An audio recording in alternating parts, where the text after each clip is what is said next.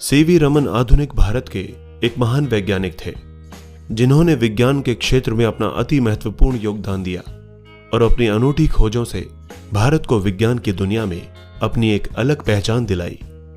रमन प्रभाव या Raman effect CV Raman की अद्भुत और महत्वपूर्ण खोजों में से एक थी, जिसके लिए इन्हें साल 1930 में नोबेल पुरस्कार से भी सम्मानित किया गया। वहीं अगर सीवी रमन ने यह खोज नहीं की होती तो शायद हमें यह कभी पता ही नहीं लग पाता कि समुद्र के पानी का रंग नीला क्यों होता है।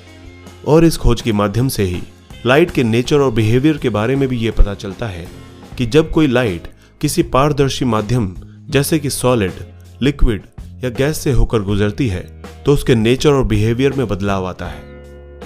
वास्तव में उनकी इन खोजों ने विज्ञान के क्षेत्र में भारत को एक नई दिशा प्रदान की, जिससे देश के विकास को और भी बढ़ावा मिला। इसके साथ ही आपको यह भी बता दें कि सीवी रमन को देश के सर्वोच्च सम्मान भारत रत्न और लेनिन शांति पुरस्कार समेत विज्ञान के क्षेत्र में उनके महत्वपूर्ण कामों के लिए तमाम पुरस्कारों से नवाजा जा चुका है। आइए जानते हैं भारत के महान वैज्ञानिक सीवी रमन के जीवन से जुड़ी कुछ बातें। दक्षिण भारत के तमिलनाडु के तिरुचिरापल्ली शहर में 7 नवंबर 1888 को भारत के महान वैज्ञानिक सीवी रमन एक साधारण से ब्राह्मण परिवार में जन्मे। वो चंद्रशेखर अय्यर और पार्वती अम्मल की दूसरी संतान थे। उनके पिता चंद्रशेखर अय्यर एवी नरसिम्हा राव महाविद्यालय विशाखापट्टनम में फिजिक्स और गणित के एक प्रख्यात प्रवक्ता थे। उनके पिता को किताबों से बेहद लगाव था।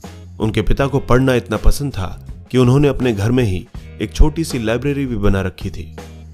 हालांकि आगे चलकर इसका फायदा सीवी रमन को मिला। इसके साथ ही वो पढ़ाई लिखाई के माहौल में पले और बड़े हुए, यानी कि उनका बचपन पढ़ाई लिखाई के माहौल में ही बीता था। वहीं सीवी रमन ने छोटी सी उम्र में ही अंग्रेजी साहित्य और विज्ञान की किताबों से दोस्ती कर ली थी और फिर बाद में उन्होंने विज्ञान और रिसर्च के क्षेत्र में कई कीर्तिमान स्थापित किए और भारत को विज्ञान के क्षेत्र में अंतर्राष्ट्रीय स्तर पर पहचान दिलाई। सीवी रमन बेहद तेज बुद्धि के एक होनहार और प्रतिभाशील छात्र थे। उनकी पढ़ाई में शुरुआत से ही गहरी रुचि थी। वहीं उनकी किसी चीज को सीखने और समझने की क्षमता भी बेहद तेज थी।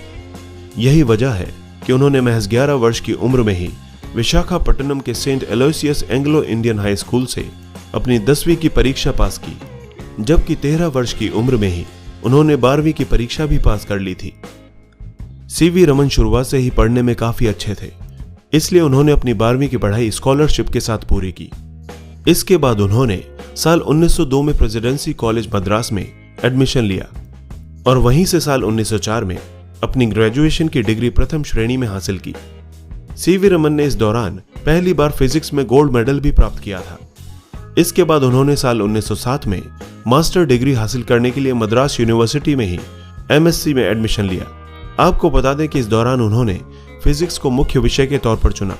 हालांकि वे इस दौरान क्लास में कम ही आते थे, क्योंकि उन्हें थ्योरी पढ़ने के बजाय लैब में नए नए प्रयोग करना पसंद था।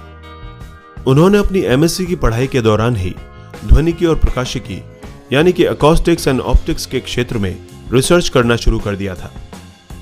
वहीं उनके प्रोफेसर आर.एस. जोन्स भी उनकी प्रतिभा को देखकर काफी प्रभावित हुए और उन्होंने सीवी रमन को उनकी रिसर्च को शोध पेपर के रूप में पब्लिश करवाने की सलाह दी, जिसके बाद साल 1906 में लंदन से प्रकाशित होने वाली फिलोसॉफिकल मैगजीन में उनका शोध प्रकाश का आणविक विकिरण को प्रकाशित किया गया।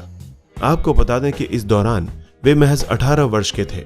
मास्टर डिग्री हासिल करने के बाद सीवी रमन की अद्भुत प्रतिभा को देखते हुए कुछ प्रोफेसर्स ने उनके पिता से हायर स्टडीज के लिए उन्हें इंग्लैंड भेजने की सलाह दी, लेकिन सीवी रमन का स्वास्थ्य ठीक न होने की वजह से वे आगे की पढ़ाई के लिए विदेश नहीं जा सके। इसी दौरान ब्रिटिश सरकार की तरफ से एक परीक्षा आयोजित की गई, जिसमें सीवी रमन ने भी हिस्सा लिया और वे इस परीक्षा में सफल हुए।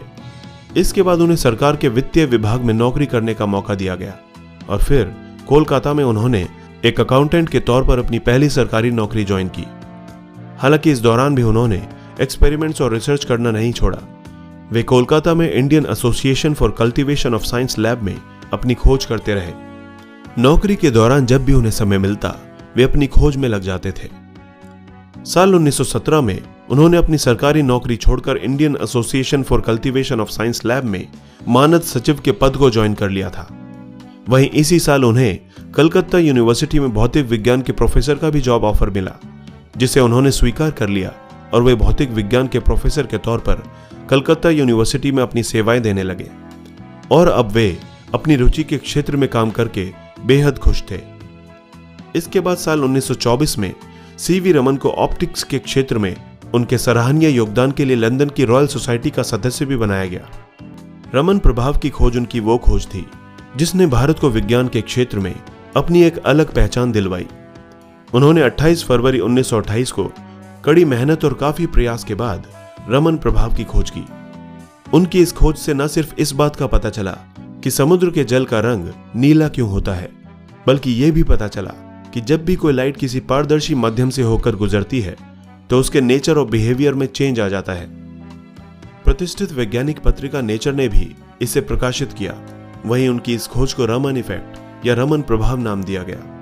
इसके बाद वे एक महान वैज्ञानिक के तौर पर पहचाने जाने लगे और उनकी ख्याति पूरी दुनिया में फैल गई। मार्च 1928 में सीवी रमन ने गलोर स्थित साउथ इंडियन साइंस एसोसिएशन में अपनी इस खोज पर स्पीच भी दी थी। इसके बाद दुनिया की कई लैब्स में उनकी इस खोज पर रिसर्च होने लगी।